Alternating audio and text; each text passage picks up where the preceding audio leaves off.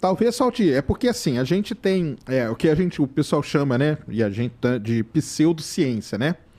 Por exemplo, eu fui ufólogo durante um bom tempo, muito amigo do Gevaerd, já falei, e tudo mais. E a ufologia ela é considerada uma pseudociência. Pseudociência no sentido do quê? De que ela não passa, que igual o Rodrigo falou, pelo método científico, entendeu? Porque pra gente, a ciência, ela é um conjunto de conhecimentos, mas ela é guiada pelo método científico. Ela começa com uma pergunta, aí você bola as hipóteses, aí você faz um experimento, aí aquele experimento pode ou não comprovar as hipóteses, aí você tem que criar outras hipóteses e tudo mais. E tem o lance também de ser repetido. Por isso que hoje, nos artigos científicos, o pessoal coloca os dados lá. Os dados têm que estar lá. Se você não colocar os seus dados no artigo, seu artigo nem é lido. Por quê? Porque eles vão pegar aqueles dados, vão dar para 5, 6 pessoas diferentes espalhadas pelo mundo para tentar reproduzir aquilo que você fez. Se tem reprodutividade, aí você está ali dentro daquele escopo. O design inteligente ele entra nesse lance aí dele não se encaixar no método científico e por isso ele entra como pseudociência e tudo mais. Concordo com você dos dois lados, né?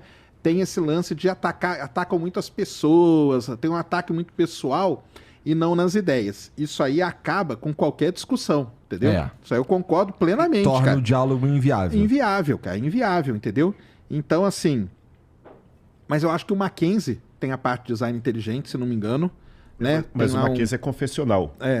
Como você viu, o design inteligente não é visto como ciência. Eles apresentam o design inteligente exatamente como uma aberração. E o que fazem é chacota, rir, zombar. E nós sabemos por quê. Simplesmente pelo fato de o design inteligente apresentar a via do criacionismo. E nós sabemos que muitas coisas estão se confirmando dia após dia dentro da própria ciência. Há aqueles cientistas que são militantes, trabalham simplesmente para defender o seu ego, as suas teorias, os seus pensamentos. Não estão preocupados exatamente em descobertas científicas, em apresentar verdades contundentes que possam esclarecer certas questões. Então vamos para o efeito estufa. Como é que é? O efeito estufa é a maior falácia científica que existe na história, né? Primeiro que ele é baseado num conceito científico que não existe. E você já deve ter ouvido muita gente dizer: não, a ciência não trabalha com crença, a ciência trabalha com experimento. E deixa eu dizer para você que isso é uma falácia, ciência trabalha sim com crença. As teorias, elas nascem a partir de crenças. Só trabalha com experimento? Não, tem muitas teorias que não teve comprovação científica, mas também não teve um contraponto. Por isso, essa teoria é tida como verdade. Mas a teoria não passou de teoria.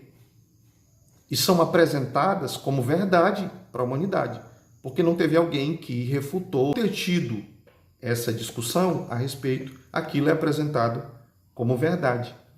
E tem muitas coisas que ficam no ar. Por exemplo, a idade do ser humano na Terra. A história diz que o ser humano tem entre 5 a 2 milhões de anos. Agora, como que a história e a ciência chegaram a essa conclusão? Se você for pesquisar, a conclusão que você vai ter é que, pelos fósseis, os objetos, enfim, o que se descobriu do passado, conclui-se que o ser humano tinha essa idade. Agora, simplesmente encontrar um fóssil, um objeto, e vai dizer que aquele objeto tem essa data baseada em quê? Em períodos estabelecidos pelo próprio ser humano? Tem uma comprovação científica contundente que possa dizer isso aqui foi experimentado e concluído? Ou são hipóteses? Ou são teorias? Existem coisas que a ciência não explicou até hoje. E existem coisas que a ciência não vai explicar. O ser humano, ele nasce dotado de inteligências e capacidades. Como surgiu o DNA humano?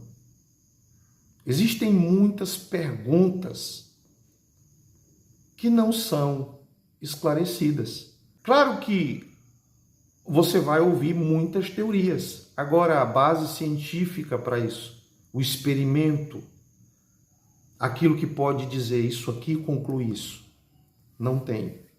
E nós temos que ficar com crenças. Por exemplo, de onde surgiu o universo? A ciência tem uma teoria. Teoria, não tem como afirmar concretamente com base científica. O telescópio tal pode provar que isso aqui chegou a esse ponto por causa disso. Em cima do que é visto pelo telescópio se constrói uma teoria. E muita gente diz que não há crença na ciência. É apresentado um experimento e você olha aquilo, você chega a uma conclusão. Isso aqui aconteceu por causa disso, por causa que o experimento prova isso. Passou por todos os trâmites e chega-se a uma conclusão, você consegue aceitar aquilo. Agora, quando é apenas teorias, a pergunta é, por que eu tenho que aceitar a teoria da ciência e descartar a teoria da história teológica? Por que a teoria da ciência é verdadeira e da história teológica é enganosa? Por que verdadeiro é só o meu? Por isso que a conclusão que nós chegamos é, crer por crer, continuaremos a crer em Deus. Porque não tem como, quando todos nós chegamos aqui, tudo isso já estava criado, tudo isso já existia, a inteligência já estava aqui, tudo estava desenvolvido da forma como vemos. O ser humano construiu uma narrativa a partir do que ele acreditou ser a verdade histórica. E nós somos, de alguma forma, coagidos a acreditar nisso. Lembre-se, quando todos esses que narram essa crença para você nasceram, tudo que eles veem já estava aqui. Eu espero ter lhe ajudado com esse vídeo, que Deus abençoe e até o próximo.